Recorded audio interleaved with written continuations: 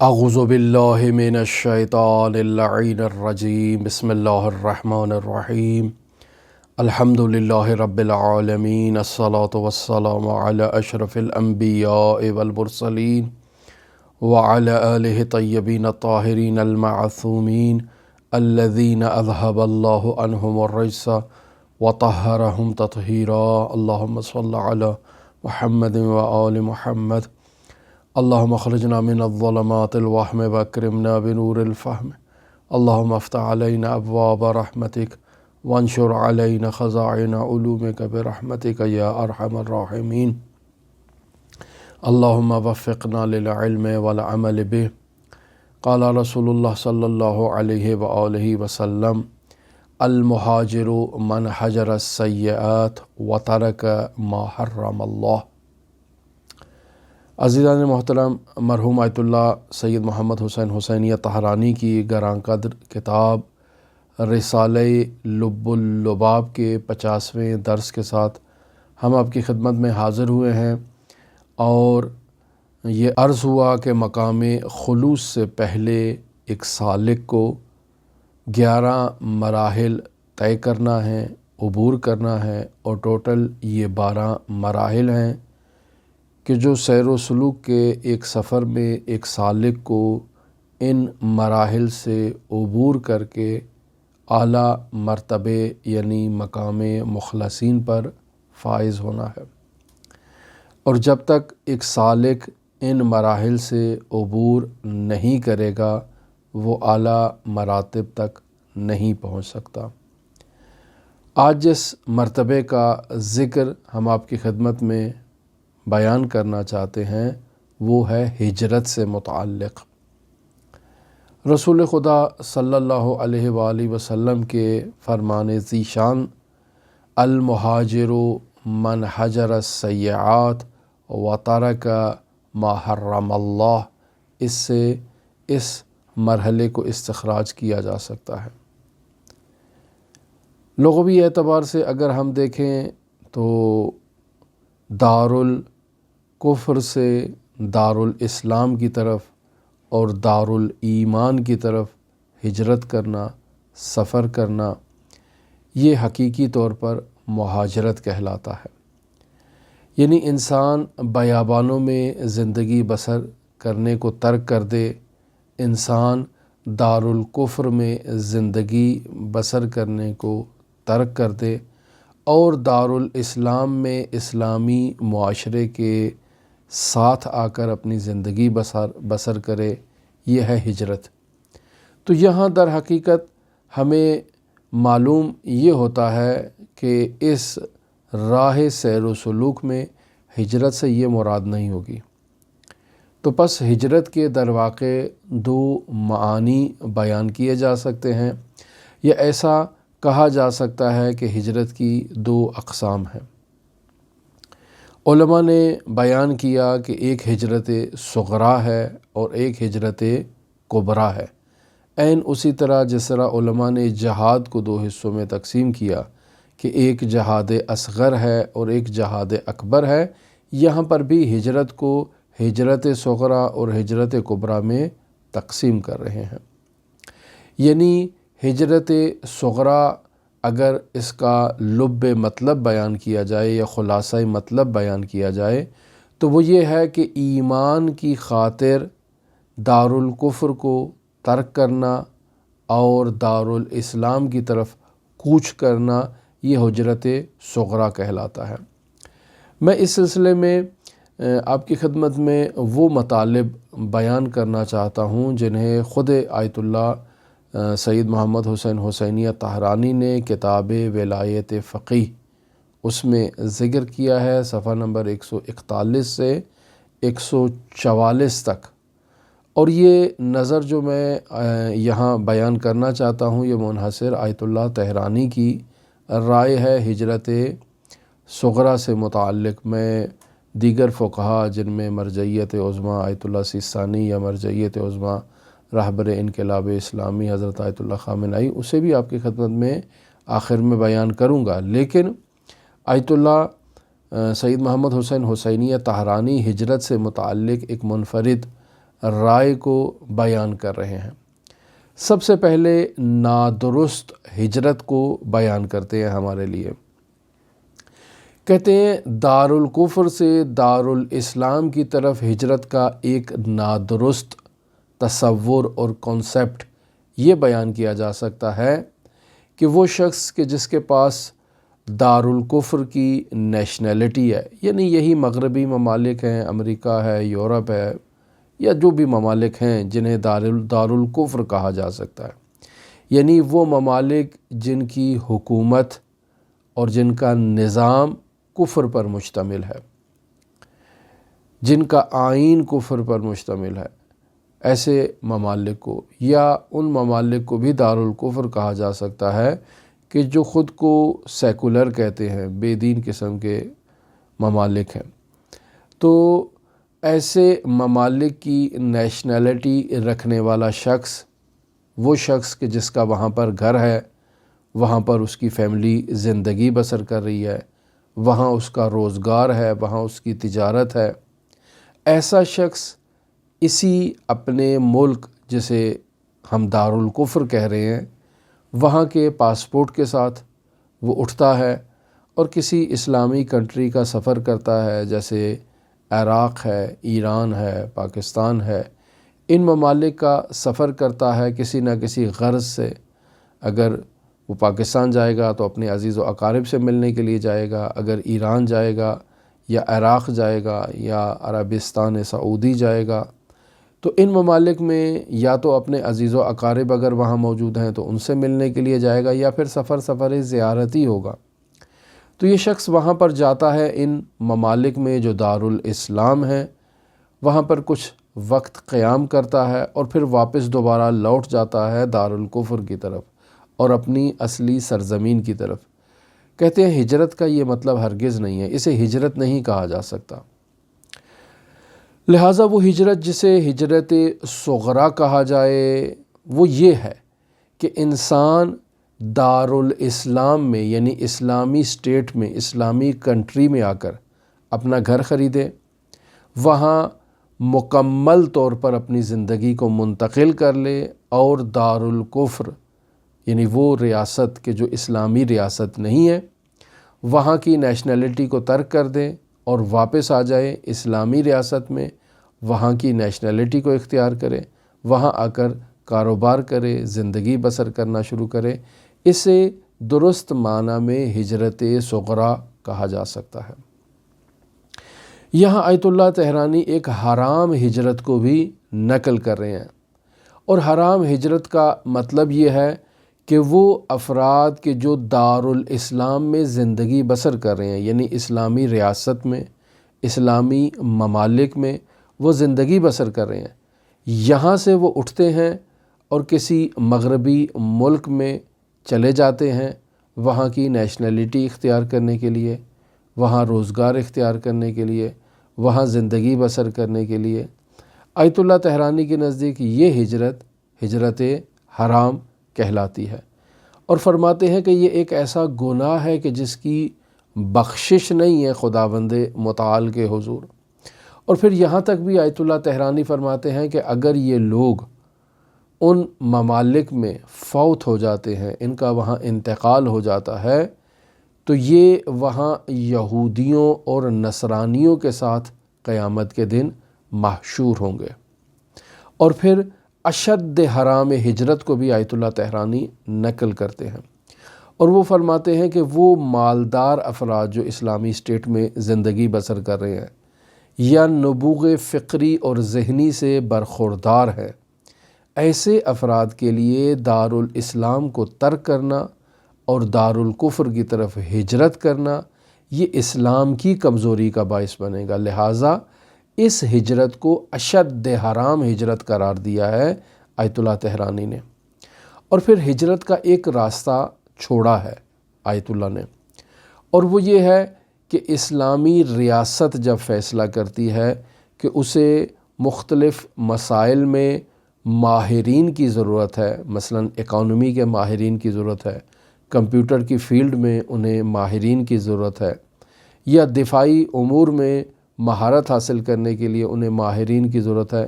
تو ایسے میں اسلامی اسٹیٹ یہ فیصلہ کرتی ہے کہ کچھ افراد کو دارالکفر بھیجے تاکہ وہ وہاں جا کر اسلامی ریاست کی ضرورت کو پورا کرنے کے لیے تعلیم و تربیت حاصل کریں، یا وہاں بیٹھ کر اسلامی ریاست کی ترجمانی کریں، یعنی سفارتکار جو سفارتی عملے کے طور پر وہاں پر جاتے ہیں۔ تو ایسے موارد میں جہاں خود اسلامی اسٹیٹ کچھ افراد کو دارالکفر بھیجتی ہے تاکہ وہ وہاں جا کر موقتاً یا دائماً زندگی بسر کریں اور اسلامی اسٹیٹ کی وہاں پر ترجمانی کریں یا اسلامی اسٹیٹ کے منافع کا وہاں پر دفاع کریں، تو ایسے افراد کی دارالاسلام سے دارالکفر کی طرف ہجرت اختیار کرنا جائز ہے اور اس میں کوئی حرج نہیں ہے۔ تو یہ مخصوص رائے تھی جو آیت اللہ طحرانی نے کتاب ولایت فقیہ میں ہجرت صغریٰ سے متعلق بیان کی۔ یہاں میں نظر بیان کرتا ہوں حضرت آیت اللہ العظمیٰ مرجعیت عظمیٰ آیت اللہ سیستانی اور آیت اللہ العظمیٰ سید علی خامنئی، ان دو بزرگوار فقہا نے یہ کہا ہے کہ اگر انسان کو یہ اطمینان ہو کہ وہ اگر دارالاسلام سے دارالکفر کی طرف ہجرت کرے گا یا خود دارالکفر میں وہ باقی رہے گا، پہلے سے اس کی وہاں پر نیشنلٹی ہے، تو اس کو اطمینان ہے کہ وہ خود یا اس کا خاندان دین مبین اسلام سے منحرف نہیں ہوگا، وہ مطمئن ہے اس بات پر۔ اسے اس بات کا بھی اطمینان حاصل ہے کہ وہ وہاں اپنے دینی اور شرعی وظائف کی ادائیگی میں منحرف نہیں ہوگا۔ وہاں اگر اسے یہودی یا مسیحی اسے کہتے ہیں کہ آپ کے دین میں یہ مشکل ہے، آپ لوگ دہشت گرد ہیں یا آپ لوگ شدت پسند ہیں، یا اس قسم کی باتیں سن کے اس کے پاؤں دین مبین اسلام سے سست نہیں ہوتے، اور اسے یہ بھی اطمینان ہے کہ اس کی آئندہ نسلیں بھی منحرف نہیں ہوں گی، تو ایسے میں یہ شخص دارالاسلام سے دارالکفر کی طرف ہجرت بھی کر سکتا ہے، اور اگر پہلے سے دارالکفر میں زندگی بسر کر رہا ہے تو وہاں پر باقی بھی رہ سکتا ہے، چونکہ اسے اطمینان ہے کہ وہ مسلمان ہے، اسے اطمینان ہے کہ وہ اسلامی تعلیمات پر عمل کر رہا ہے، اس کا خاندان بھی عمل کرے گا، نہ وہ منحرف ہوگا نہ اس کے خاندان کے افراد دین مبین اسلام سے منحرف ہوں گے، اور وہ مکمل طور پر اپنی اسلامی تعلیمات پر عمل کریں گے۔ البتہ مرجعیت عظمیٰ حضرت آیت اللہ العظمیٰ خامنئی یہاں ایک مطلب کا اضافہ کرتے ہیں، اور وہ ایک احتیاط یہاں پر بیان کر رہے ہیں کہ احتیاطی تدابیر کے مطابق ایسے افراد جو دارالاسلام سے دارالکفر کی طرف ہجرت کر رہے ہیں یا وہاں پہلے سے مقیم ہیں، ان کو یہ چاہیے کہ وہ احتیاطی تدابیر کے مطابق عمل کرتے ہوئے اسلام اور مسلمین کا دفاع بھی کریں۔ یہی اسلامو فوبیا کی جو بات آج کل اس دنیا میں چل رہی ہے، وہ وہاں لوگوں کو بتائیں کہ اسلام دہشت گردی کی طرف لوگوں کو نہیں اکساتا ہے، اسلام جو ہے وہ شدت پسندی کا آئین اور مذہب نہیں ہے، اسلامی تعلیمات بہت بلند معارف کو بیان کرتی ہیں، اور وہاں اسلام کا مبلغ بنے ایسا شخص کہ جو دارالکفر میں زندگی بسر کر رہا ہے اور وہاں کے موجود رہنے والے انسانوں کو کسی بھی آئین سے ان کا تعلق ہو، انہیں احتیاطی تدابیر کے مطابق یہ شخص اسلامی تعلیمات سے روشناس کروائے اور اسلامی تعلیمات کا اور اسلام کا وہاں پر بیٹھ کر دفاع کرے اور ایک نمائندہ قرار پائے اسلام کا۔ تو یہ آیت اللہ رہبر معظم انقلاب اسلامی اس مطلب کو اضافہ کرتے ہیں۔ پس ان دونوں فقہا کے نزدیک اصل ہجرت میں کوئی حرج نہیں ہے، یعنی یہ حرام نہیں ہے، جائز ہے، بشرطے کہ اسے اطمینان حاصل ہو۔ جبکہ آیت اللہ طحرانی کی رائے اور ان کا جو فتویٰ ہے وہ میں نے آپ کی خدمت میں نقل کیا ہجرت صغریٰ سے متعلق۔ اسی طرح جیسے میں نے آپ کی خدمت میں عرض کیا کہ ہمارے پاس جہاد کی بھی دو قسمیں ہیں، ایک جہاد اصغر ہے کہ جو بدنی جہاد ہے کہ انسان اٹھتا ہے، تلوار اٹھاتا ہے، بندوق اٹھاتا ہے اور اسلامی سرحدوں کا دفاع کرتا ہے، دشمنان اسلام سے جا کر باقاعدہ جنگ کرتا ہے، اسے جہاد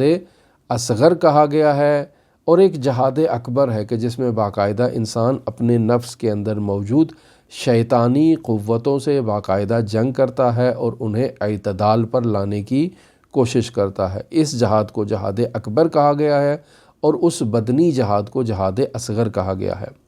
اسی طرح ہجرت کی بھی دو قسمیں ہیں۔ ایک ہجرت بیرونی ہے، یعنی انسان دارالکفر سے اٹھتا ہے اور دارالاسلام کی طرف آ جاتا ہے، یعنی ریاست غیر اسلامیہ کو ترک کرتا ہے، وہاں کی نیشنلٹی کو ترک کرتا ہے، وہاں کے بزنس کو ترک کرتا ہے اور اپنا سارا کچھ وائنڈ اپ کر کے وہ آ جاتا ہے دارالاسلام میں اور وہاں آ کر زندگی بسر کرنا شروع کر دیتا ہے۔ خوب، ہر کسی کے لیے تو یہ ممکن بھی نہیں ہے، چونکہ آج کل تو دارالاسلام بھی کسی کو اپنی نیشنلٹی دینے کے لیے تیار نہیں ہوتے ہیں، لہٰذا یہ کوئی آسان بات نہیں ہے۔ لیکن بہرحال ہجرت صغریٰ اور ہجرت بدنی یہی ہے۔ لیکن ہجرت کبریٰ جسے آیت اللہ طحرانی یہاں پر عرفانی مراحل میں سیر و سلوک کے مراحل میں بیان کرنا چاہ رہے ہیں، وہ یہی ہے کہ انسان اپنے اندر سے ہجرت کرے۔ اب اندر کی ہجرت یعنی ہجرت درونی کیا ہے، اس کے مراتب بیان کیے گئے ہیں۔ ایک مرتبہ اس کا یہ ہے کہ انسان ابنائے دنیا سے، کون ابنائے دنیا؟ وہ افراد کے جو اس دنیا میں موجود ہیں اور گناہ کی زندگی بسر کر رہے ہیں، سارا دن ان کا گناہوں میں گزرتا ہے، خداوند متعال کی حکم عدولی میں ان کا وقت گزرتا ہے۔ ایسے افراد سے جو ابنائے دنیا ہیں، اہل معصیت ہیں، انسان ظاہری طور پر ان سے دوری اختیار کرے۔ یہ ہے ہجرت کبریٰ کا ایک مصداق۔ ہجرت کبریٰ کا دوسرا مصداق یہ ہے کہ انسان قلباً بھی ایسے افراد سے دوری کرے اور دل میں بھی ایسے افراد کو دوست نہ رکھے کہ جو گناہ کرتے ہیں، جو خداوند متعال کی فرمان برداری نہیں کرتے ہیں، خداوند متعال کے احکام کی حکم عدولی کرتے ہیں، خداوند متعال کے حضور طغیان کرتے ہیں۔ ایسے افراد سے اجتناب کرنا ظاہری طور پر اور قلبی طور پر یہ ہجرت کبریٰ کہلاتا ہے۔ البتہ ہجرت کبریٰ کا ایک اور ظریف مطلب جسے آیت اللہ طحرانی یہاں بیان کرنا ضروری سمجھتے ہیں کہ جو ہم جس میں روزمرہ زندگی میں مبتلا ہیں، اور وہ یہ ہے کہ ہماری زندگی میں جو رواج اور رسومات رائج ہو چکی ہیں،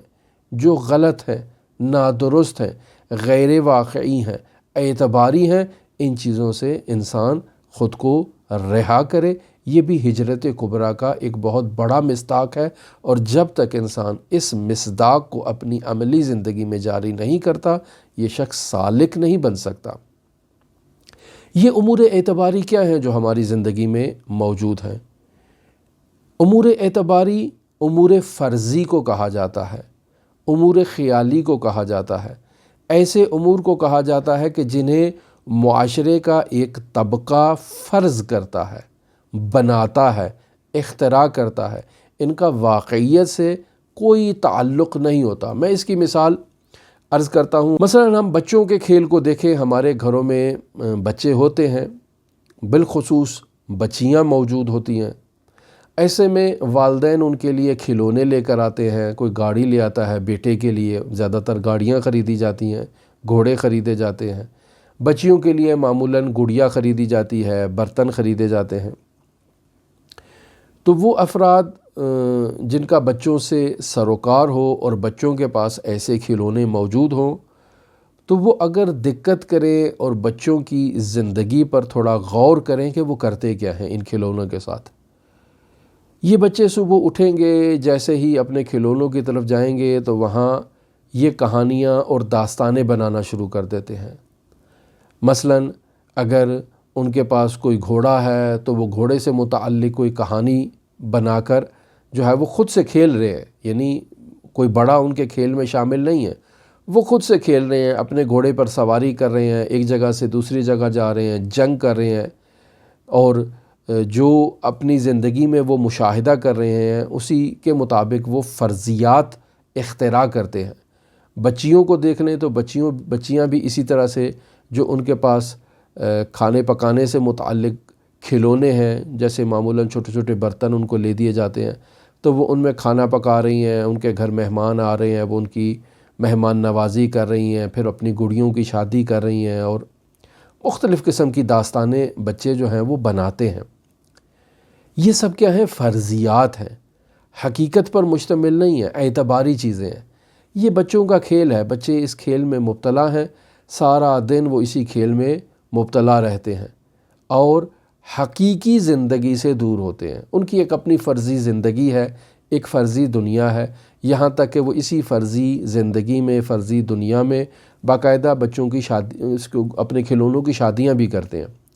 اور وہی رسوم جو معاشرے میں وہ مشاہدہ کرتے ہیں، انہی رسومات کو وہ اپنے ان کھلونوں کے لیے بھی جاری کرتے ہیں۔ بھئی آج ہماری گڑیا کی مہندی کی رسم ہوگی، آج ہماری گڑیا کو جو ہے نا وہ لوگ دیکھنے کے لیے آ رہے ہیں، ان کے رشتہ لینے کے لیے آ رہے ہیں، آج اس کی شادی ہو جائے گی، آج اس کی رخصتی ہو جائے گی، ابھی اپنے گھر چلی گئی، یا اس قسم کی جو رسومات جنہیں بچے اپنے شعور کے مطابق معاشرے سے دیکھتے ہیں، انہی سے فرضی داستانیں اختراع کرتے ہیں اور پھر انہیں اپنے کھیلوں میں شامل کر لیتے ہیں۔ یہ سب کیا ہے؟ فرضیات ہیں،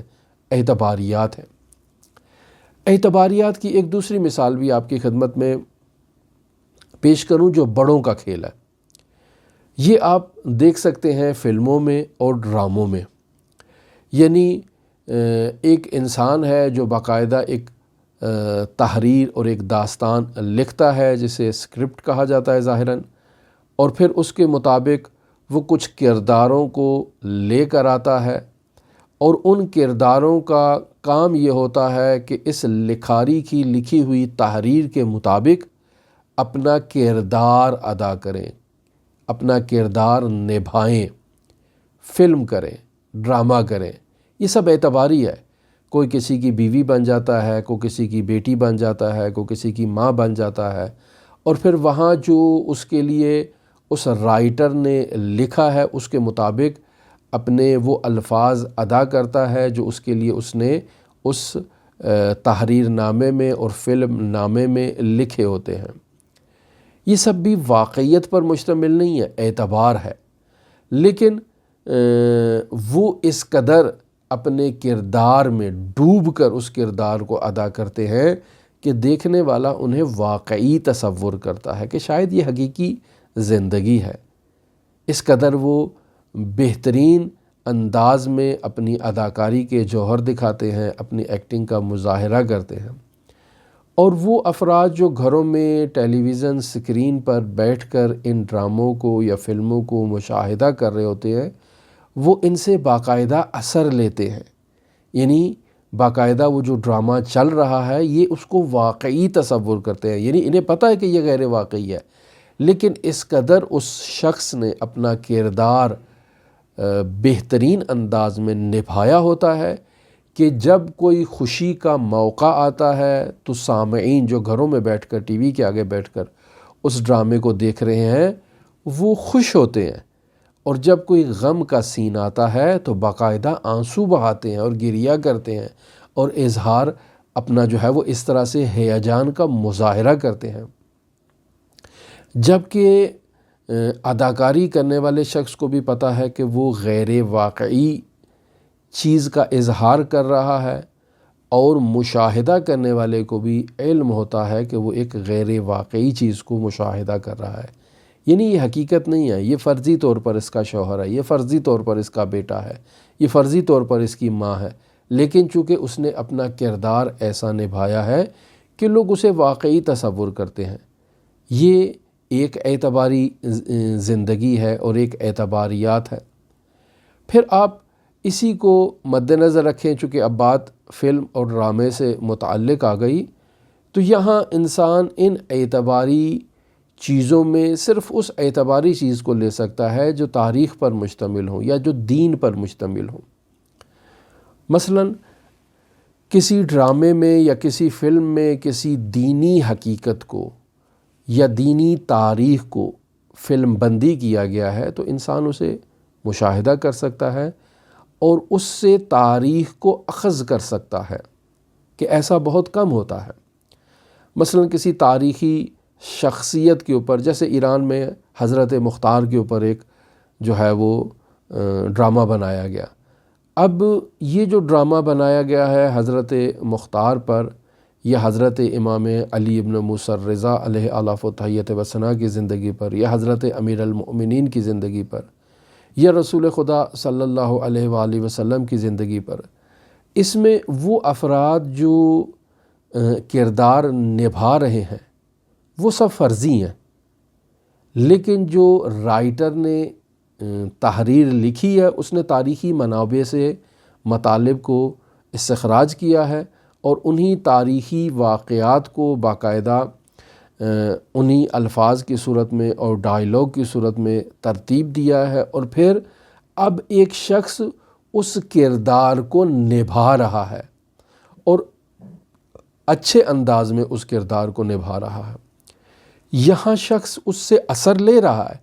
اور اثر یہ لے رہا ہے کہ وہ ایک تاریخی واقعے کو اور ایک تاریخی حقیقت کو وہاں سے سیکھ رہا ہے، وہ ایک حقیقت تک پہنچ رہا ہے، ایک ڈرامے سے، ایک فلم سے، ایک پروگرام سے، اس میں کوئی حرج نہیں ہے۔ لہٰذا یہاں ہم اس مطلب کو کہہ سکتے ہیں کہ ہر وہ ڈرامہ یا ہر وہ فلم جو کسی تاریخی حقیقت کو اور بطور خاص کسی اسلامی تاریخی حقیقت کو بیان کر رہی ہو، تو ایسے ڈرامے کو اور ایسے فلم کو اسلامی فلم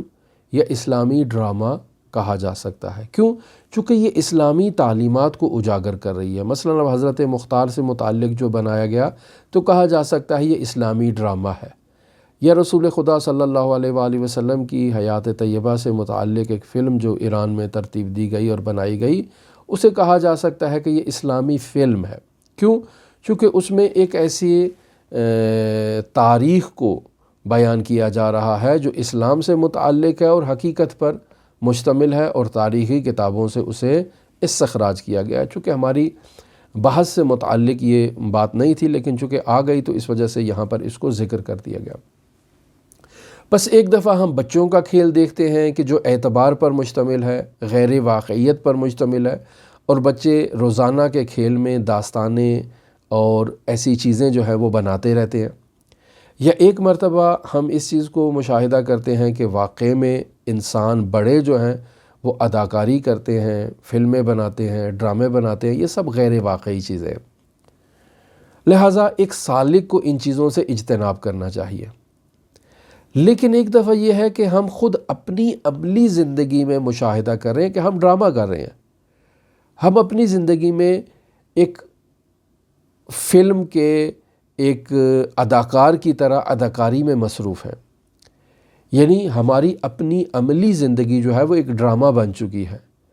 ہم ایک ایسی حقیقت کا خود سے اظہار کرتے ہیں جو ہمارے اندر نہیں پائی جاتی ہے۔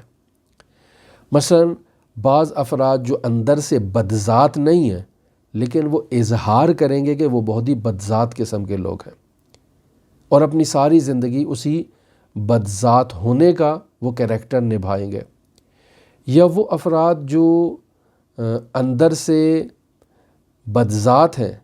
لیکن ظاہراً وہ ایسا کریں گے کہ وہ بہت ہی پاکیزہ افراد ہیں، بہت ہی نیک افراد ہیں، بہت ہی متدین افراد ہیں، پس جو ان کی حقیقت نہیں ہے اس حقیقت کا اظہار کریں گے، اور جو ان کی حقیقت ہے اس حقیقت کا کتمان کریں گے اور اسے مخفی کریں گے۔ ہم اپنے اطراف میں ایسے بہت سے لوگوں کو دیکھتے ہیں جو ایسی غیر واقعی زندگی کو بسر کر رہے ہیں۔ لہٰذا ہم نے اس غیر واقعی چیز سے ہجرت کرنی ہے اور واقعیت کی طرف آنا ہے، اور اگر ہماری واقعیت غلط ہے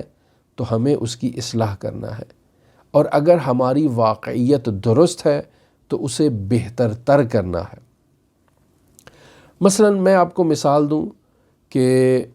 انسان گھر سے باہر جب نکلتا ہے تو اپنا ظاہر مرتب کرنے کی کوشش کرتا ہے۔ مثلاً اس کی کوشش ہوگی کہ گھر سے باہر نکلے تو اس کے جوتے بالکل پالش ہوں، بالکل چمک رہے ہوں، اس کے کپڑے بالکل استری شدہ ہوں اور ان میں کسی قسم کی جو ہے وہ بل نہ ہو۔ ایسا انسان جو اپنے ظاہر پر اس قدر جو ہے وہ اس کا خیال رکھتا ہے کہ گھر سے نکلتے وقت اس کا لباس استری شدہ اور پریس ہونا چاہیے، اس کے جوتے مرتب ہونے چاہیے، بالوں میں کنگھی ہونی چاہیے، باقاعدہ عطر کا استعمال ہونا چاہیے، اور بالکل جو ہے نا وہ ایک نہایت ہی خوبصورت انداز میں، مرد ہے یا عورت فرق نہیں کرتا ہے، وہ باہر نکلتا ہے۔ لیکن سوال یہ پیدا ہوتا ہے کہ یہ جو خوبصورتی جس کا وہ اظہار کر رہا ہے، اس کے اندر بھی یہی خوبصورتی پائی جاتی ہے یا نہیں؟ تو اندر آپ اس سے کلام کر کے دیکھ لیں کہ وہ کس قدر اندر سے صاف ہے، کس قدر خوبصورت گفتگو کرتا ہے، کس قدر اس کا باطن پاکیزہ ہے، کس قدر اس کا باطن دیندار ہے، یہ اس کی گفتگو سے آپ کو معلوم ہو جائے گا۔ تو وہ افراد جو اپنے ظاہر کو اس قدر مرتب کرتے ہیں جو ایک غیر واقعی چیز ہے، اور ان کی حقیقت جو ان کا کردار ہے اور ان کا باطن ہے وہ بدنما ہے، تو یہ تو ساری زندگی اپنے ذات ظاہر کو آراستہ کر رہے ہیں،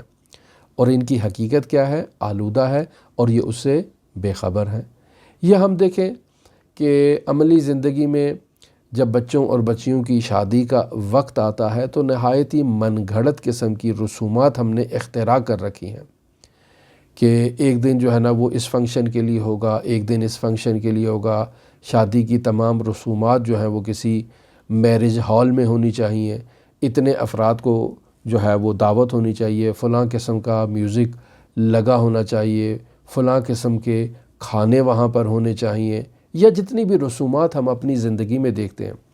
یہ سب اعتباری چیزیں ہیں، ان کا حقیقت سے کوئی تعلق نہیں ہے۔ حقیقت کیا ہے؟ حقیقت یہی ہے کہ دو افراد نے اپنے گھر جانا ہے، ایک نئی زندگی کو تشکیل دینا ہے، ہمیں ان کے لیے دعا کرنی چاہیے کہ وہ جو ہے وہ شاد و آباد زندگی بسر کریں۔ لہٰذا ان کی عملی زندگی کے لیے جو ضروری ہے اس کی طرف توجہ دینی چاہیے۔ قدیم میں ایسا ہوتا تھا کہ کوئی جو ہے وہ عزیز و اقارب مل جل کر ایسے جوانوں کی شادی میں اپنا کردار ادا کیا کرتے تھے، کوئی اس کے لیے بستر لے آیا، کوئی اس کے لیے فرنیچر لے آیا، کوئی اس کے لیے فریج لے آیا، کوئی اس کے لیے کپڑے دھونے والی مشین لے آیا، اور اس قسم کی چیزیں لایا کرتے تھے تاکہ وہ خوشبخت زندگی کی طرف قدم بڑھا سکیں اور زندگی کے ابتدائی موڑ میں وہ تنہا نہ ہوں، ہم ان کا ساتھ کریں اور ان کا ساتھ دیں اور ان کی مدد کریں۔ خوب یہ ایک اچھی چیز ہے، لیکن آج کل جو چل چکا ہے، کسی نے 500 دے دیا، کسی نے 1000 دے دیا، اس کا کیا فائدہ ہے؟ یہ تو ان کی ان رسومات سے بھی کم رقم ہے کہ جو رسومات پر انہوں نے خرچ کر دی ہیں۔ آپ کی پذیرائی کے لیے انہوں نے ایک بہترین مجلل قسم کا، عالیشان قسم کا میرج ہال لیا ہے، اس کا اچھا خاصا اخراجات ہے۔ پھر بہترین قسم کا طعام انہوں نے آپ کے لیے پیش کیا ہے، اس کے اچھے خاصے اخراجات ہیں۔ اور زندگی کے آغاز میں ہی یہ زوجین جو ہے وہ قرضوں میں ڈوب جاتے ہیں، بہت سا قرض ان کی گردن پر آ جاتا ہے، یا بہت سارے اضافی اخراجات جمع کرنے کے لیے وہ اپنی ساری زندگی محنت مشقت کرتے رہتے ہیں تاکہ پیسہ جمع ہو اور وہ ایک اچھی قسم کی شادی برگزار کر سکیں۔ اور اگر ایسی شادی انہوں نے نہ کی تو معاشرے میں ان کی آبرو ریزی ہو جائے گی، معاشرے میں لوگ انہیں کہیں گے کہ کیسے غریبوں والی شادی کی ہے۔ تو ہم سب فرضی رسومات میں اپنا وقت ضائع کر رہے ہیں، اور حقیقت جو زندگی حقیقی ہے اس سے ہم دور ہو چکے ہیں، اور وہمیات میں اور اعتباریات میں اپنا وقت صرف کرتے ہیں۔ اور آپ خود توجہ کریں کہ کئی زندگیاں انہی وہمیات میں اور اعتباریات میں تباہ ہو جاتی ہیں۔ کئی لوگ اپنے بچوں کی اور بچیوں کی شادی نہیں کر پاتے انہی اعتباری چیزوں میں کہ بھئی میں نے اگر بیٹی کو اتنے تولے سونا نہیں دیا یا اتنا اس کو میں نے جہیز نہیں دیا تو اس کی شادی کیسے ہوگی؟ ساری زندگی وہ اپنے سسرال میں مشکلات کا سامنا کرنا پڑے گا اس کو۔ تو یہ سب اعتباری چیزیں ہیں نا، حقیقی تو نہیں ہیں۔ اگر ایک شخص نے اپنی بیٹی کو سونا نہیں دیا تو کیا ہوا؟ یا اگر ایک شخص نے اپنی بیٹی کو اچھا جہیز نہیں دیا تو کیا ہوا؟ زندگی گزارنے کے لیے اور ایک اچھی زندگی گزارنے کے لیے جہیز کی ضرورت تو نہیں ہے، سونے کی ضرورت تو نہیں ہے۔ وہ محبت اور پیار جو دو زوجین کے درمیان پایا جاتا ہے، اس محبت اور پیار کے ساتھ وہ اگر ابتدائی زندگی ایک سادہ ترین اور ایک معمولی ترین اسباب زندگی کے ساتھ اور زندگی کے وسائل کے ساتھ وہ اگر آغاز کرتے ہیں تو اس میں کیا حرج ہے؟ کوئی حرج نہیں ہے۔ لہٰذا ہمیں اعتباریات کو چھوڑ کر حقیقت کی طرف آنا چاہیے۔ یا یہی جو نوجوان نہایتی پالش کر کے جوتے جو ہے وہ گھر سے باہر نکل رہا ہے، نہایتی پریس کر کے زندگی کے میدان میں گھر سے باہر نکل رہا ہے، اپنے اسکول میں جا رہا ہے، اپنے کالج میں جا رہا ہے، اگر اس نوجوان سے کہا جائے کہ یہ پھٹا ہوا جوتا ہے، اسے موچی سے سلا کے تو اس کو آپ پہن کے اپنے کالج میں چلے جائیں، اپنے آفس میں چلے جائیں، تو یہ شرم محسوس کرے گا۔ یہ اس کو کہا جائے بھی تمہاری یہ قمیض پھٹ گئی ہے، ہم آپ کو سلائی کر دیتے ہیں، تو آپ اسی کو پہن کے جو ہے نا وہ فوراً چلے جائیں، استری ہو نہ ہو کوئی مسئلہ نہیں ہے، تو یہ ناراض ہو جائے گا کہ نہیں ایسے تو نہیں ہو سکتا، میں اگر اپنے آپ کو مرتب کر کے معاشرے میں نہیں نکلوں گا تو میرا مقام نیچے گر جائے گا۔ جبکہ اگر اسی شخص کو کہا جائے کہ حضرت سید الاوصیاء امیر المومنین علی ابن ابی طالب علیہ الاف و تحیت و ثنا رسول خدا صلی اللہ علیہ وآلہ وسلم کے نقش قدم پر چلتے ہوئے ایسے ہی جوتے پہنا کرتے تھے اور ایسا ہی لباس زیب تن کیا کرتے تھے، پس حضرت سید الاوصیاء کے جوتے میں بھی پیوند لگے ہوتے تھے، لباس میں بھی پیوند ہوتے تھے، اور بس اوقات تو جوتے میں اس قدر پیوند ہوتے تھے کہ وہ جوتا سلائی کرنے والا بھی شرما جاتا تھا کہ اب اس کو مزید پیوند لگانے کی گنجائش نہیں ہے، لہٰذا حضرت سید الاوصیاء خود اس کو پیوند لگایا کرتے تھے۔ تو ایسے میں ہم ایک سنت کو ترک کر رہے ہیں جو ایک حقیقت ہے، یعنی ایسا لباس پہننا، ایسا جوتا پہننا سنت ہے امیر المومنین کی، رسول خدا صلی اللہ علیہ وآلہ وسلم کی، ہم اس سنت کو ترک کر رہے ہیں، لیکن اپنا وقت جو ہے وہ ایسی فرضی چیزوں میں جو ہے وہ لگا رہے ہیں کہ جن کا کوئی حاصل نہیں ہے۔ ٹھیک ہے، معاشرے میں اگر ہم ایک اچھا جوتا پہن کے جائیں گے یا ایک اچھا لباس پہن کے جائیں گے تو اس سے کیا ہوگا؟ معاشرے میں کہا جائے گا کہ اس نے آج اچھا جوتا پہنا ہے، بس، اور کیا ہوگا؟ ہمیں اس سے کچھ زیادہ تنخواہ تو نہیں ملے گی۔ البتہ ہمارے معاشرے میں کہا جاتا ہے کہ آوے کا آوا ہی بگڑ چکا ہے۔ معاشرے میں ایک انسان کو اس کی ظاہری جو اس کی شیپ ہے، جو ظاہری اس کی شکل و صورت ہے، جو ظاہری اس کا حلیہ ہے، اس کے مطابق اسے مقام دیا جاتا ہے، اس کی حقیقت کے مطابق اسے مقام نہیں دیا جاتا۔ پس اگر ایک شخص جو اتنا بناؤ سنگھار کر کے باہر آیا ہے، اسے معاشرے میں ویل ایجوکیٹ کہا جاتا ہے، اسے معاشرے میں ایک اچھا انسان تصور کیا جاتا ہے، ولو وہ انگوٹھا چھاپ ہی کیوں نہ ہو، اور دوسری طرف ایک بہت ہی پڑھا لکھا شخص، نہایتی فہمیدہ، نہایتی سمجھدار، نہایتی دیندار، نہایتی باتقویٰ، جو اس حلیے میں ہمارے سامنے نہ آئے، ہم اسے اہمیت ہی نہیں دیتے ہیں اور ظاہر پر قضاوت کرتے ہیں۔ یہ ہمارے معاشرے کے ایک عیب ہے، اسی عیب کو سدھارنا ہے اور حقیقت کی طرف ہجرت کرنا ہے اعتباریات سے۔ یہ عرفان عملی میں نہایت ہی ضروری ہے، لہٰذا ایک مومن کی زندگی حقیقت پر مشتمل ہونی چاہیے۔ وہ ہر کام، جو بھی کام وہ انجام دے رہا ہے، اس کام کو تقرب الی اللہ انجام دینا چاہیے۔ ہم اس کی نفی نہیں کر رہے کہ وہ معاشرے میں جا رہا ہے تو جوتا پالش کر کے کیوں جا رہا ہے، کپڑے استری کر کے کیوں جا رہا ہے، یہ اعتباریات ہیں، اس کو یقین ہونا چاہیے کہ یہ اعتباری ہیں، حقیقت نہیں ہے، لیکن معاشرے میں اپنے ظاہر کو برقرار رکھنے کے لیے اگر وہ ایسا کر رہے ہیں تو اس میں کوئی حرج نہیں ہے، لیکن ان چیزوں ہی کو سب کچھ نہ سمجھے۔ یعنی اگر کسی دن اس کا جوتا پالش نہیں ہوا تو وہ آسمان اور زمین کو ایک نہ کر دے، اپنے گھر والوں کو یا اپنے بیوی بچوں کو یا اپنے والدین کو جو اس کے ان امور کو مرتب کرتے ہیں، ان کی اہانت کرنا نہ شروع کر دے۔ یہاں سے معلوم ہوتا ہے کہ انسان نے ان اعتباری امور کو حقیقت تصور کیا ہے یا حقیقت تصور نہیں کیا ہے۔ اگر آج زوجہ نے لباس استری نہیں کیا تو کوئی مسئلہ نہیں ہے، اگر آج بوٹ پالش نہیں ہوئے تو کوئی حرج نہیں ہے، میں خود کر لیتا ہوں، اور اگر خود بھی نہیں کر پایا تو اسی طرح چلا جاتا ہوں، کوئی حرج نہیں ہے۔ لیکن اگر انسان وہاں زمین و آسمان ایک کر دے اور سارے گھر کے نظام کو درہم برہم کر دے تو اس کا مطلب ہے کہ وہ ان امور کو اعتباری نہیں بلکہ حقیقی سمجھ رہا ہے، اور ایسا شخص کبھی بھی بلند عرفانی مقام تک نہیں پہنچ سکتا۔ لہٰذا ہمیں ان فرضیات کو اپنی زندگی سے ختم کرنا ہے اور حقیقت کی طرف لوٹنا ہے۔ تقرب الی اللہ ایک حقیقی چیز ہے، اعتباری چیز نہیں ہے، لہٰذا انسان کی تمام تر توجہ حقیقی امر کی طرف توجہ ہونی چاہیے اور اس پر فوکس ہونا چاہیے، اور وہ کیا ہے؟ تقرب اللہ ہے۔ آیت اللہ طحرانی یہاں ہجرت سے اس مطلب کو بیان کرنا چاہ رہے ہیں کہ انسان کو اعتباریات سے باہر نکلنا چاہیے اور واقعات کی طرف جو ہے نا وہ اسے اپنی عملی زندگی میں داخل ہونا چاہیے۔ میں آیت اللہ طحرانی کی عبارت آپ کی خدمت میں پڑھتا ہوں، اور جو مطالب خود آیت اللہ نے یہاں پر ہمارے لیے اس عرفان نظری میں بیان کیے ہیں ان کو پڑھنا چاہیے اور انہیں اپنی عملی زندگی پہ لاگو کرتے ہوئے عرفان عملی کا مظاہرہ کرنا چاہیے۔ پس ایک عارف مقام مخلصین پر نہیں پہنچ سکتا مگر یہ کہ وہ ان 11 مقامات سے عبور کر کے عالم خلوص تک پہنچے، اور ان 11 مقامات میں سے ایک ہجرت ہے جسے آیت اللہ طحرانی بیان کر رہے ہیں۔ اور اس ہجرت میں بھی ہماری مراد ہجرت صغرا نہیں ہے کہ آپ بلاد کفر سے اٹھیں اور بلاد اسلام میں داخل ہو جائیں، نہیں، آپ وہیں بلاد کفر میں بھی اگر بیٹھے ہیں تو وہاں پر بھی آپ ہجرت کر سکتے ہیں، اور جو ہجرت ہمارا مد نظر ہے وہ ہجرت باطنی ہے۔ آیت اللہ طحرانی جو ہجرت صغرا میں جو مطالب انہوں نے بیان کیے وہ اسلام اور بیضۂ اسلام کی تقویت کے متعلق ہیں، ہم ان کی نفی نہیں کر سکتے، وہ بھی مسائل بہت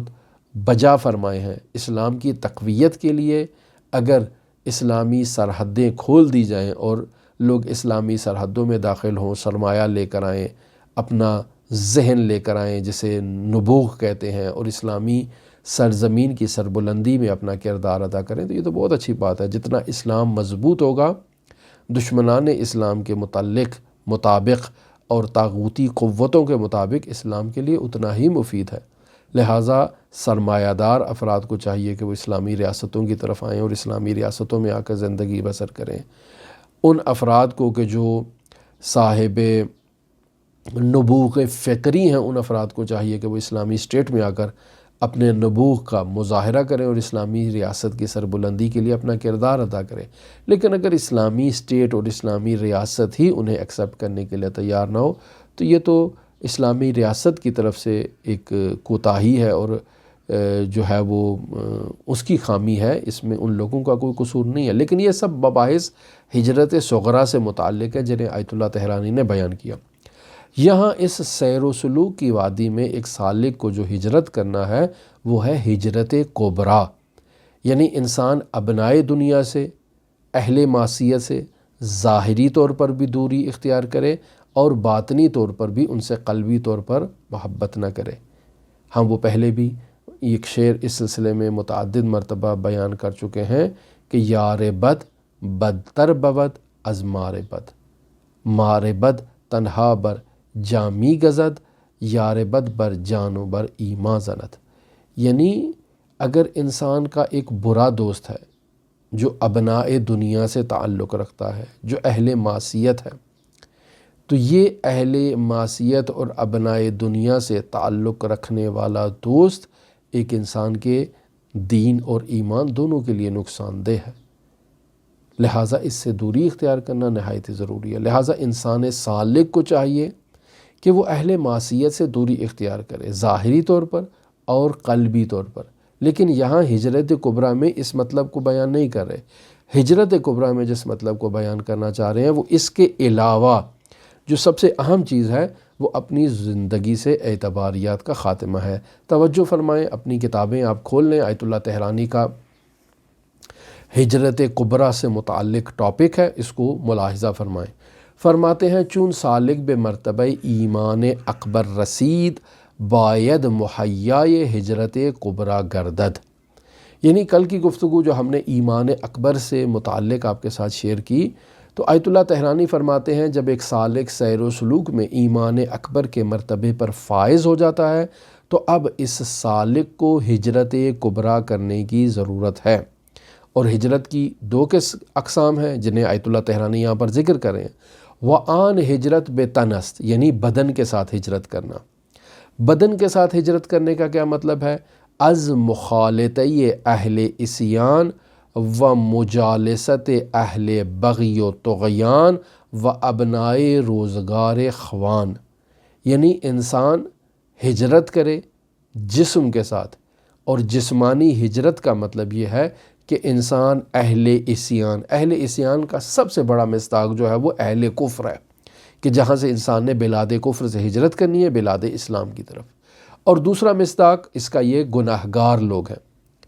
تو انسان اہل عصیان سے نشست و برخاست اور ان کے ساتھ جو میل جول ہے اس کو کیا کرے؟ ترک کرے۔ و مجالست اہل بغی، یعنی جنہوں نے بغاوت کر رکھی ہے اسلام کے خلاف، جنہوں نے اسلامی تعلیمات کے مد مقابل اپنا سر بلند کیا ہے اور کہتے ہیں میں نہیں مانتا، کس نے کہا ہے کہ یہ اس طرح سے ہے یا اس طرح سے ہے۔ تو جو اہل بغی ہے، جو اہل طغیان ہے، بغاوت کرنے والا ہے، ایسے افراد سے، یا ابناء روزگار یعنی اہل دنیا، جو دنیا پرست افراد ہیں، ایسے افراد سے انسان کا دوری اختیار کرنا ظاہری طور پر اور قلبی طور پر ایسے افراد سے دوری اختیار کرنا ہجرت صغرا کا مصداق ہے۔ اور دوسرا آیت اللہ طحرانی فرما رہے ہیں وَہجرت بِدِلْ است از اہل مودت و میل بے ایشان، یعنی دل سے بھی انسان کا ہجرت کرنا، کس سے؟ ان لوگوں سے کہ جو دوستی رکھتے ہیں دنیا کے ساتھ اور محبت رکھتے ہیں انہی ابنائے دنیا کے ساتھ۔ تو انسان دل سے بھی ان لوگوں سے کیا کرے؟ دوری کرے۔ اچھا، پس ہجرت صغرا ہو گئی اور ہجرت کبریٰ ہو گئی۔ ہجرت صغرا یعنی انسان جسمانی طور پر ان لوگوں سے دوری اختیار کرے، اور ہجرت کبریٰ یعنی قلبی طور پر انسان ان سے دوری اختیار کرے۔ اب قلبی طور پر جب انسان ابنائے دنیا سے دوری اختیار کرے تو وہاں ہم نے بیان کیا کہ اس کے مراتب ہیں۔ اچھا، آیت اللہ طحرانی فرماتے ہیں وَہجرت بِتَنْ و دِلْ است معاً از عادات و رسوم متعارفہ و اعتباریات و مقرراتی کے سالک را از راہ خدا باز می دارد و مانع و عائق سفر او می گردد۔ پس جسم اور دل کے ساتھ ایک سالک کا ہجرت کرنا، اس کا مطلب یہ ہے کہ ان دونوں سے ایک ساتھ ہجرت کرے، یعنی تمام ان عادات کو اور تمام ان رسومات کو ترک کر دے جو ایک سالک کو راہ خدا سے کیا کرتی ہیں؟ دور کر دیتی ہیں۔ یعنی انسان ان اعتباری چیزوں سے دور ہو جائے، عملی طور پر اپنی زندگی سے ان اعتباریات کا خاتمہ کرے اور حقیقت کی طرف بازگشت کرے جو امور حقیقی ہیں۔ چہ عادات و رسومات از مہمات بلاد کفر است۔ آیت اللہ طحرانی فرما رہے ہیں کہ یہ جو رسومات ہیں یہ بلاد کفر کا لازمہ ہے، جبکہ آج کل آپ دیکھ رہے ہیں کہ یہ بلاد کفر کا نہیں بلکہ بلاد اسلامی میں بھی ہم مسلمان جو کچھ بھی ان فلموں میں یا ڈراموں میں دیکھتے ہیں اسے اپنی عملی زندگی میں رسم کے طور پر باقاعدہ لے آتے ہیں اور کہتے ہیں کہ اس کا ہونا ضروری ہے، جبکہ سب اعتباریات ہے، یہ سب غیر واقعیات ہے۔ حتیٰ کہ لباس تک آپ دیکھ لیں کہ وہاں سے لوگ جو ہے نا وہ لیتے ہیں کہ بھئی فلاں اداکار نے فلاں لباس پہنا تھا، مرد ہو یا عورت، تو آج ہم بھی اسی طرح کا لباس جو ہے وہ زیب تن کریں گے، چاہے وہ اسلامی تعلیمات کے منافی کیوں نہ ہو۔ تو یہ تو اہل معصیت ہے، اور اس سے دوری کرنا انسان کا لازمی جو ہے وہ اسلامی کردار ہے کہ اسلام اس سے کیا کرے؟ دوری کرے۔ لہٰذا فرماتے ہیں در اجتماع مادی انسان مقید بے رسم و عادات وہمی و خیالی، یعنی ہم اپنی معاشرتی زندگی میں اس چیز کو مشاہدہ کرتے ہیں کہ ہم لوگ ایسی رسومات کے پابند ہو چکے ہیں، ایسی عادات کے پابند ہو چکے ہیں جن کا تعلق وہم سے ہے، جن کا تعلق خیال سے ہے،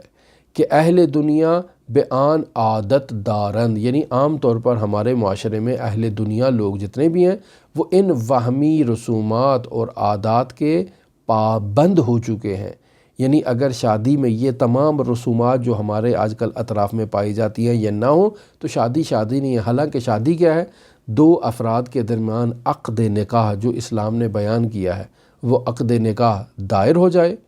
زوجہ کو رخصت کر دیا جائے شوہر کے ساتھ، اور اگلے دن ولیمے کی رسم جو ہے وہ منعقد کی جائے، اور وہ بھی نہایت ہی سادہ انداز میں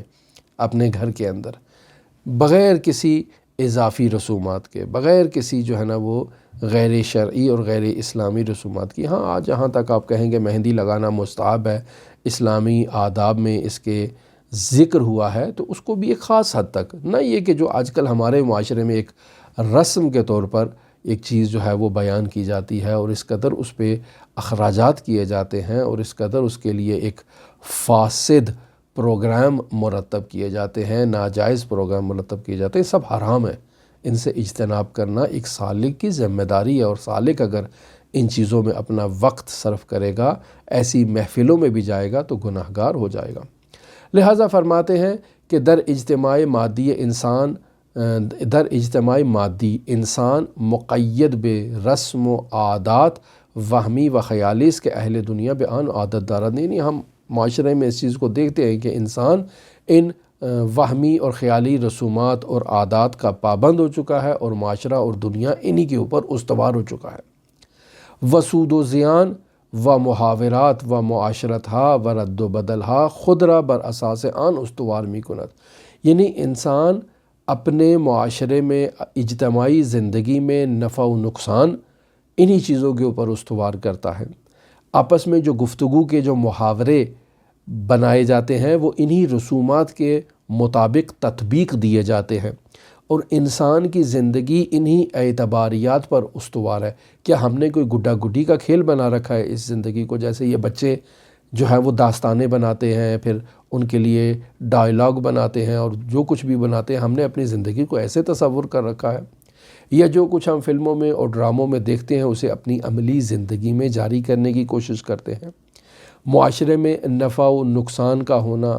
معاشرے میں جملوں کا ایجاد ہونا اور جملوں کا تبادلہ ہونا، معاشرے میں رسومات کا آنا، یہ سب اور سب جو ہے نا، یہ اگر اعتباریات اور خرافات اور وہمیات پر مشتمل ہے تو ایک سالک کی یہ ذمہ داری ہے کہ وہ ان سے اجتناب کریں۔ لہٰذا آیت اللہ تہرانی فرماتے ہیں، مثال دے رہے ہیں، مثلاً عادت برآن جاری شدے کہ در مجلس مذاکرے و مباحثہ علمی اگر کسی زبان بر دہان نہاد و مہر خاموشی بر دہان زدے سخنی نگوید او را بے نادانی منسوب می کنند۔ یہ ہمارے معاشرے میں ہے۔ اب ایک محفل میں بیٹھے ہیں، علماء کی محفل ہے، وہاں پر گفتگو ہو رہی ہے اور ایک شخص خاموش بیٹھا ہے۔ یہ شخص جو خاموش ہے تو آپ کہتے ہیں کہ یہ چپ ہے، یعنی اس کو کچھ نہیں آتا ہے، بے سواد ہے، ان پڑھ قسم کا آدمی ہے، تبھی تو چپ کر کے بیٹھا ہے۔ اگر اہل فضل ہوتا، اہل علم ہوتا تو بلبل کی طرح چہک رہا ہوتا اور اپنے علم کا اظہار کر رہا ہوتا۔ یہ کس نے کہا ہے؟ جبکہ اسلامی تعلیمات میں بیان کیا گیا کہ انسان کا خاموش رہنا اس کے بولنے سے بہتر ہے، لہٰذا انسان خاموش رہے۔ جب تک انسان مخاطب قرار نہیں پاتا، انسان اظہار سخن نہ کرے، اور اگر اہل علم کی محفل میں ہے تو وہاں تو بہت ہی پابندی کرنی چاہیے، اور انسان کو عاجزی کا مظاہرہ کرنا چاہیے، اور اپنی جو زبان ہے اس کو بہت ہی کنٹرول کرنا چاہیے۔ ہم دیکھتے ہیں کہ اہل علم کی محفلوں میں وہ افراد جو عام افراد ہیں، یعنی جو علماء بھی نہیں ہیں، وہ بھی دینی مسائل میں ایسے اظہار نظر کریں گے جیسے ان سے بڑا کوئی عالم نہیں ہے۔ حالانکہ دیکھ رہے ہیں کہ یہاں پر علماء موجود ہیں جنہوں نے اپنی ساری زندگی دین کے لیے وقف کر رکھی ہے، وہ خاموش بیٹھا ہے، لیکن یہ نادان شخص، یہ خود کو مجتہد سمجھنے والا شخص سب سے زیادہ چہک کے جو ہے وہ موضوعات پر گفتگو کر رہا ہے، اور اگر عالم خاموش ہو تو کہیں گے جاہل آدمی ہے، اس کو کیا پتہ، اس کو تو کسی چیز کا پتہ ہی نہیں ہے۔ تو جب تک مورد سوال قرار نہ پائے ایک عالم، اس کو خاموش رہنا چاہیے، اس کو ادب کا اظہار کرنا چاہیے۔ یہ ہمارے معاشرے میں ایک عادت ہے۔ دوسری عادت کیا ہے؟ مثلاً عادت بر این جاری شدے کہ در نشستن در صدر مجلس تحافت به عمل می آورند و قعود جلوس در صدر را علامت بزرگی و تقدم در خروج ورود و خروج از مجلس را نشان عظمت بھی گیرند۔ مثلاً ہمارے معاشرے میں یہ ایک رسم ہو چکی ہے کہ اگر کوئی شخص محفل کے آغاز میں اور ابتدائی کرسیوں میں اور پہلی والی نشستوں میں اگر آ کر بیٹھے گا تو یہ سمجھا جاتا ہے کہ یہ شخص بہت ہی اہل فضل ہے، لہٰذا لوگ اچھل کے کود کے وہاں پہنچنے کی کوشش کرتے ہیں کہ پہلی سیٹوں میں جا کر کسی طرح سے قبضہ کر لیا جائے اور وہاں پر بیٹھے جائیں، چونکہ وہاں پر جو بیٹھے گا اسے اہل فضل تصور کیا جاتا ہے۔ تصور یہ کیا جاتا ہے کہ یہاں پر بڑے لوگ بیٹھتے ہیں، لہٰذا ہم نے اس کرسیوں پر بیٹھنا ہے، اور اگر ہم کسی محفل میں جائیں گے اور دیکھیں گے کہ وہ پہلے والی کرسیاں جو ہیں وہ پہلے سے ان پر کوئی آ کے بیٹھ چکا ہے اور ہمیں وسط میں سینٹر میں جگہ مل رہی ہے یا آخر میں جگہ مل رہی ہے، تو ہم ناراض ہو جائیں گے، بھئی ہماری تو توہین ہو گئی ہے، ہمیں یہاں پر جگہ کیوں دی گئی ہے؟ یا بس اوقات لوگ ناراض ہو کے چلے جاتے ہیں کہ بھئی آپ نے ہماری توہین کر دی، ہمیں وہ فرسٹ کرسی پر آپ نے بٹھانا تھا، وہاں آپ نے ہمیں نہیں بٹھایا۔ بھئی وہ فرسٹ میں آغاز میں 4 5 10 15 اتنی ہی کرسیاں ہوں گی، چلو 50 ہو جائیں گی، اتنے لوگ بیٹھ سکتے ہیں، ساری جمعیت کو تو ان کرسیوں پر نہیں بٹھایا جا سکتا ہے۔ لیکن ہمارے معاشرے میں ایک تفکر یہ بن چکا ہے کہ جو اس کرسی پر بیٹھے گا یا ان کرسیوں پر بیٹھے گا وہ بڑا آدمی ہے پہلے والی سیٹوں پہ۔ لہٰذا آپ دیکھیں معمولاً تالار وغیرہ میں یا کہیں کانفرنسز میں بھی جائیں تو وہاں آغاز کی جو نشستیں ہیں مہمان خصوصی کے لیے رکھی جاتی ہیں، اور ان کو وہاں پہ ایک لیبل لگا دیا جاتا ہے کہ یہاں پر کوئی آ کر نہ بیٹھے، یہ سیٹ مہمان خصوصی کے لیے، یہاں بڑے بڑے لوگوں نے بیٹھنا۔ یہ ایک معاشرے کی رسم بن چکی ہے، لہٰذا اگر انسان اس کرسی پہ نہیں بیٹھے گا تو سمجھے گا کہ ہماری جو ہے نا وہ کسر شانی ہو چکی ہے، لہٰذا جو شخص آتا ہے کوشش کرتا ہے اچھل کر وہاں پر جائے۔ یا معاشرے میں ایک رسم یہ بھی بن چکی ہے کہ انسان مجلس میں پہلے جائے اور سب سے پہلے واپس آ جائے۔ یہ بھی آپ نے اگر نہیں دیکھا تو یہاں ایران میں یہ رسم بہت رائج ہے، علماء ایسے ہی کرتے ہیں، ہم نے اس کو بہت زیادہ مشاہدہ کیا ہے کہ مجلس میں جاتے ہیں، 5 منٹ کے لیے جائیں گے، بیٹھیں گے اور فوراً وہاں سے واپس آ جائیں گے، بھی ہمیں ایک دوسرے برنامے میں بھی شرکت کرنا ہے، اب کرنی ہے یا نہیں کرنی وہ ایک الگ موضوع ہے۔ لہٰذا بعض لوگوں کی یہ رسم بن چکی ہے کہ وہ ایک ہی گھنٹے کے اندر 10 مجلسوں میں شرکت کر لیتے ہیں، بھئی اس مجلس میں 5 منٹ بیٹھے، اس مجلس میں 5 منٹ بیٹھے، اس مجلس میں 5 منٹ بیٹھے، گئے اور واپس آ گئے، اور اس کو اپنی ایک موقعیت سمجھتے ہیں کہ بڑا آدمی ہے اس لیے تھوڑی دیر کے لیے آیا اور اٹھ کے چلا گیا۔ یہ درست نہیں ہے، یہ سب اعتباری چیزیں ہیں، حقیقت سے ان کا کوئی تعلق نہیں ہے۔ یا آیت اللہ تہرانی فرماتے ہیں وچرب زمانی و تملق را دلیل بر مردمداری و حسن خلق تلقی میکنند۔ معاشرے میں یہ رسم بھی ہے کہ وہ شخص کہ جو بہت زیادہ چرب زبانی رکھتا ہے، خوش آمد گوئی رکھتا ہے، ہم سمجھتے ہیں کہ بڑا با اخلاق شخص ہے، بے جا قسم کی تعریفیں کرنا شروع کر دے گا، آپ کی بے جا قسم کے آپ کو القاب دینا شروع کر دے گا۔ یہ معاشرے میں رائج ہے ہمارے، ہم سمجھتے ہیں کہ یہ بہت ہی با اخلاق شخص ہے۔ و خلاف این ہارا نشان حقارت و کم ارزشی و نبود موقعیت و شخصیت و سوء خلق جو ہے وہ اس کو ہم شمار کرتے ہیں۔ یعنی اگر کوئی ہمارے ساتھ جو ہے وہ بہت ہی زیادہ ہماری خوشامد نہیں کر رہا ہے، بہت زیادہ القاب ہمارے نام کے ساتھ نہیں لگا رہا ہے، تو ہم سمجھتے ہیں کہ شاید یہ ہمیں حقیر سمجھ رہا ہے، ہمیں بے وقعت سمجھ رہا ہے، جو ہمیں القاب نہیں دے رہا، ہمیں بہت زیادہ پروٹوکول نہیں دے رہا ہے، بہت زیادہ ہمارے لیے جو ہے نا وہ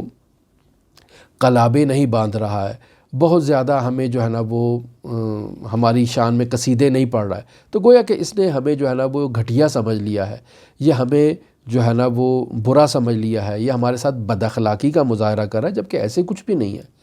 آیت اللہ تہرانی فرماتے ہیں سالک باید بے توفیق الہی و امداد رحمانی از تمام اینہا چشم بپوشد۔ یعنی اگر آپ سیر و سلوک کرنا چاہتے ہیں تو یہ ہجرت کبریٰ کا مرحلہ بہت ضروری ہے، اور ان تمام اعتباری چیزوں سے جو آیت اللہ تہرانی نے بیان کی یا ہم نے اپنی وضاحت میں بیان کی، ایک سالک کے لیے ضروری ہے کہ ان تمام وہمی اور اعتباری چیزوں سے خارج ہو اور حقیقت کی طرف آئے اور حقیقت پسندانہ زندگی کو بسر کریں۔ فرماتے ہیں وَاَز این عالم خیال و وہم ہجرت کند۔ ایک سالک کی یہ ذمہ داری ہے کہ وہ اس خیالی زندگی سے، اس وہمی زندگی سے، اس اعتباری زندگی سے باہر نکلے، وَاین عجوزیرہ سے طلاق نماید، یعنی اس وہمی زندگی کو جو ایک بڑھیا کی طرح ہے، اسے 3 طلاقیں دے کے اس سے باہر نکل آئے۔ در این متارکے باید سالک از ہیچ نیروی بیم و ہراس نہ داشتے باشد۔ اب سالک کو کسی قسم کا خوف نہیں ہونا چاہیے کہ اگر میں نے اس وہمی زندگی سے، اس خیالی زندگی سے، اس اعتباری زندگی سے کنارہ کشی اختیار کی تو میری اپنی بیوی ناراض ہو جائے گی، میرے اپنے بچے ناراض ہو جائیں گے، میرے اپنے والدین ناراض ہو جائیں گے، میرے معاشرے کے دوسرے افراد مجھے پتہ نہیں کیا کیا باتیں سنائیں گے اگر میں نے ان رسومات کی پرواہ نہ کی۔ لیکن حقیقت یہی ہے کہ آپ کو ان سے اجتناب کرنا ہے اگر آپ مدارج عالیہ طے کرنا چاہتے ہیں۔ کسی کی پرواہ نہ کریں، لوگ اگر برا محسوس کرتے ہیں تو کرتے نہیں، یہ حقیقت پر مشتمل چیزیں نہیں ہیں۔ آپ نے اعتبار کو، وہم کو، خیال کو، وشواس کو، ان سب چیزوں کو ترک کرنا ہے تاکہ مدارج عالیہ طے کر سکیں اور حقیقت کی طرف آنا ہے۔ وَأَز مذمت نہ حراست، یعنی لوگ آپ کی مذمت کریں گے، آپ خوف نہیں کھائیں۔ وَأَز ملامت و نکوہش افرادی کے خود را اہل فضل و دانش قلم داد می کند باق نداشتے باشد، یعنی وہ افراد جو معاشرے میں کہتے ہیں کہ ہم تو بہت ہی پڑھے لکھے ہیں، بہت ہی ویل ایجوکیٹ قسم کے لوگ ہیں، ایسے افراد آپ کی مذمت کریں کہ یار تم نے فلاں رسم ہی نہیں نبھائی، تم نے فلاں ہوٹل میں اپنی شادی کی رسومات نہیں کی، تم نے فلاں فنکشن نہیں کیے، تم نے فلاں لباس نہیں پہنا، تم نے فلاں انداز میں جو ہے وہ برخورد نہیں کی، فلاں کام نہیں کیا، یا جو معاشرے میں ہمارے رسومات اعتباریہ، وہمیہ اور خیالیہ رائج ہو چکی ہیں، اگر اہل فضل بھی آپ کو مذمت کر رہا ہے تو آپ اس کی پرواہ نہیں کریں۔ لہٰذا ایک قاعدہ کلی یہاں ہم اس ہجرت کبریٰ سے نکال سکتے ہیں، اور وہ یہ ہے کہ عوام کا قول ہے اور ایک طرف خداوند متعال کا فرمان ہے۔ اگر عوام کی بات خدا کے فرمان سے متضاد ہے تو ایک مومن کی یہ ذمہ داری ہے کہ وہ فرمان الہی کی فرمان برداری کرے، چاہے واجبات ہیں، چاہے مستحبات ہیں، چاہے مکروہات ہیں، چاہے محرمات ہیں۔ ایک سالک کی ذمہ داری ہے کہ وہ اپنے دینی وظیفے پر عمل کرے اور اس معاشرتی رسومات سے جو اعتباری ہیں، وہمی ہیں، خیالی ہیں، ان سے اجتناب کرے۔ اب یہاں پر آیت اللہ تہرانی ایک حدیث کو نقل کرتے ہیں، فرماتے ہیں چنانچہ در جامع قلینی در روایت سکونی از حضرت صادق علیہ السلام از حضرت رسول اکرم صلی اللہ علیہ وآلہ وسلم روایت کردہ ہے۔ یعنی مرحوم قلینی نے اپنے جامع قلینی میں یعنی کافی میں باقاعدہ حضرت امام صادق آل محمد سے کہ انہوں نے رسول خدا صلی اللہ علیہ وآلہ وسلم سے اس روایت کو نقل کیا ہے، اور وہ روایت کیا ہے؟ ارکان الکفر اربعۃ، یعنی کفر کے 4 باقاعدہ ستون ہیں اور بنیادی ستون ہیں جن کے اوپر کفر جو ہے وہ استوار ہے۔ پہلا مرتبہ کیا ہے؟ الرغبۃ، یعنی لالچ کرنا، یعنی دنیاوی امور پر، معاملات پر، نفسانی معاملات پر، شہوانی معاملات پر دلچسپی رکھنا، رغبت رکھنا اور میل رکھنا، اس سے انسان کیا کرے؟ اجتناب کرے۔ پس رغبت رکھنا دنیا اور شہوانی مسائل کے اوپر اور دنیاوی مسائل کے اوپر انسان کو اس سے اجتناب کرنا چاہیے۔ دوسرا مرحلہ الرہبۃ، یعنی خوف، دنیا کے چھن جانے کا خوف۔ لہٰذا دنیا کے چھن جانے کے خوف سے انسان جہاد اکبر بھی نہیں کرتا، جہاد اصغر بھی نہیں کرتا۔ اگر میں جنگ میں اپنے ملک کی حفاظت کے لیے جاؤں گا تو وہاں مارا جاؤں گا، یہ دنیا و ما فیہا سب مجھ سے چھن جائے گی، انسان اس خوف سے جہاد کے میدان میں نہیں جاتا ہے۔ یہ اس خوف سے کہ اگر میں نے اپنے نفس کے خلاف جہاد کیا، جد و جہد کی، تو میرے والدین، میرے عزیز و اقارب، میرے معاشرہ، یہ سب مجھ سے دور ہو جائے گا، لہٰذا اس خوف سے انسان جہاد اکبر بھی نہیں کرتا۔ تو پس یہ خوف خود علامات کفر میں سے اور ارکان کفر میں سے ایک ہے۔ تیسرا مطلب جو بیان کر رہے ہیں وہ ہے السخط، یعنی آزردگی۔ آزردگی یعنی خدا کی قضاء و قدر پر انسان کا ناراض ہو جانا۔ خدا نے مجھے ایک بیٹا دیا ہے، ایک نہیں دیا، خداوند متعال نے مجھے اپاہج بیٹا دیا ہے، خداوند متعال نے مجھے رزق کی فراوانی نہیں دیا ہے، خداوند متعال نے یہ کر دیا، وہ کر دیا۔ یہ جو معمولاً ہم اپنی زندگی میں شکوے و شکایت خداوند متعال کے حضور پیش کرتے ہیں، یہ کہتے ہیں بھئی ہم نے اتنی دعائیں کی ہیں، حضرات اہل بیت کے حضور اتنی نظر و نیاز کیا ہے، ان کو اتنا واسطہ قرار دیا ہے، لیکن ہماری حاجت روائی نہیں ہو رہی ہے۔ یہ جو شکوہ شکایت ہے یہی السخط کا مصداق ہے کہ انسان جو ہے نا وہ ان سے جو ہے وہ اس کو ایسے نہیں کرنا چاہیے، چونکہ یہ ارکان کفر میں سے ایک ہے کہ انسان زبان اعتراض کو اور زبان نارضایتی کو جو ہے وہ کھولتا ہے اور اعتراض کرنا شروع کر دیتا ہے خداوند متعال پر یا حضرات اہل بیت علیہم الصلاۃ والسلام پر یا اولیاء الہی پر۔ تیسرا کیا ہے؟ الغضب، یعنی انسان کا غصہ کرنا۔ غصہ بھی بنیادی ارکان میں سے ہے کفر کے۔ پھر آیت اللہ تہرانی فرماتے ہیں وَرَحْبَتْ درآن بے رحبت از مردم تفسیر شدہ۔ آیت اللہ تہرانی خود یہاں پر ان کی وضاحت کرتے ہیں کہ یہاں جو کلمہ رحبت استعمال ہوا ہے، اس سے مراد جو ہے وہ یہ ہے کہ دنیاوی غلط رسومات پر باطل خیالات اور باطل نظریات پر انسان جو ہے وہ ان کی عادت اختیار کرتا ہے اور ان سے دوری اختیار نہیں کرتا ہے۔ پس در مخالفت عادات و نوامیس و وہمیے آنہا انسان کیا کرتا ہے؟ ان سے دوری اختیار نہیں کرتا ہے۔ و محصل کلام آن کے باید سالک از جمیع آداب و عادات و رسوم اعتباریہ اجتماعیہ کے صد راہ خدا ہستن دست بردارت۔ خلاصہ مطلب ایک سالک کی یہ ذمہ داری ہے کہ معاشرے کی ان تمام عادات، ان تمام رسومات اور ان تمام روایات کو خیر آباد کہے۔ اگر وہ خداوند متعال تک سفر کرنا چاہتا ہے تو چونکہ یہ تمام عادات و رسومات و روایات خدا تک پہنچنے کی راہ میں رکاوٹ ہیں، تو سالک کو چاہیے کہ وہ ان سے دوری اختیار کرے، عین اسی طرح سے جیسے ایک دیوانہ شخص دوری اختیار کرتا ہے۔ مثلاً و این را عرفا تعبیر بے جنون می کنند، ایک سالک جب ان چیزوں سے دوری اختیار کریں گے تو کہیں گے کہ یہ سالک مجنون ہو چکا ہے، جنون میں مبتلا ہو چکا ہے۔ کیوں ایسے ہے؟ زیرا مجنون بے رسوم و عادات مردم آشنائی نہ دارت۔ ایک دیوانہ شخص آپ معاشرے میں دیکھ لیں، کیا وہ ان رسومات کو جو ہم اپنی زندگی میں جن رسومات کے پابند ہیں، یہ دیوانہ شخص ان رسومات کی پابندی کرے گا؟ ہرگز نہیں کرے گا، اس کو ان کی پرواہ نہیں ہے۔ پس زیرا مجنون، چونکہ مجنون شخص جو ہے، جو دیوانہ شخص ہے، وہ رسوم و عادات مردم آشنائی نہ دارت، اسے معلوم ہی نہیں ہے کہ لوگ کیا کر رہے ہیں معاشرے میں، کن رسم و رواج میں مبتلا ہیں، وہ ان سے جو ہے نا وہ بے خبر ہے۔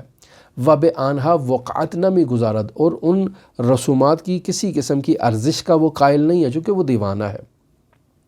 و مدح و ذمہ آنہا بے دیدہ بے اعتنائی می نگرد، کہ لوگ اس دیوانے شخص کو برا کہیں، اچھا کہیں، نہ وہ اچھائی پہ خوش ہوتا ہے ان کی، نہ برائی پہ ناراض ہوتا ہے، وہ لوگ اس کے بارے میں جو مرضی کہیں، وہ ان رسومات پر بالکل پابندی نہیں کرے گا چونکہ اس کو پتہ ہی نہیں ہے کہ یہ کیا چیزیں ہیں۔ و از حرکت و قیام آنہا بر علیہ او خوف و وحشتی بے خود راہ نمی دہد، یعنی تمام دنیا اس دیوانے شخص کے مخالف ہو کر کھڑی ہو جائے اور اس کو برا بھلا کہنا شروع کر دے کہ تم نے یہ کیا کر دیا، یہ کیا کر دیا، کھانے کے آداب ایسے نہیں ہیں، اٹھنے کے آداب ایسے نہیں ہیں، آنے جانے کے آداب، یہ بالکل اس کی کوئی پرواہ ہی نہیں ہے۔ و تغییر روش خود نمی دہد، یہ دیوانہ اپنی عادت تبدیل کرنے کے لیے تیار نہیں ہے۔ لہٰذا یہاں آیت اللہ طحرانی ان تمام ہجرت کبریٰ کو بیان کرنے کے بعد کچھ اشعار کو ذکر کر رہے ہیں کہ جن اشعار کو میں یہاں ذکر کرنا ابھی ضروری نہیں سمجھتا، چونکہ بہت ہی زیادہ ہماری گفتگو آپ کے ساتھ طولانی ہو چکی ہے۔ لیکن خلاصہ اشعار یہ ہے کہ شاعر یہ کہہ رہا ہے اپنے دل کو مخاطب کر کے کہ اے دل، بہتر یہ ہے کہ تو مست ہو جا، یعنی دولت و ثروت کے بغیر بھی تیری شان و شوکت سینکڑوں قارون صفت خزانوں سے بھی زیادہ ہے، یعنی تم یہ تصور نہ کرو کہ جو ہے وہ تمہاری جو ہے وہ عزت کم ہو گئی ہے، نہیں، ایسا نہیں ہے، تم مست ہو جاؤ